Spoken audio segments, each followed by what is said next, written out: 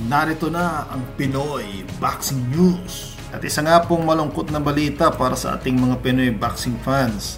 Itong si Junto Nakatani, ninockout si Vincent Astrolabio na ating kapwa Pinoy sa round 1 lamang sa isang sensational first round KO. Ang laban nga po ay nangyari kanina sa Japan at inaakala ni Junto Nakatani na ang kanilang magiging laban ay mahaba. Ngunit sa isang hindi inaasahang pangyayari ay natalo itong ating kababayan na si Vincent Astrolabio sa pamamagitan ng isang body shot.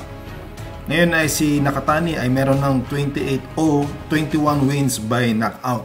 Ito namang si Astrolabio ay bumaba bilang 19-5 at 14 KOs. In-expect daw ni Nakatani na magiging mahaba ang laban, ngunit sa hindi inaasang pagkakataon ay kahit siya ay nagulat dahil sa isang body shot lamang ay tumaob ang ating pambato. Ito namang si Nakatani, alam natin na ito ay isang future ng Japan at ang inaasahang laban nila kapag ito ay umakyat ng timbang ay laban kay The Monster na Oya Inoue.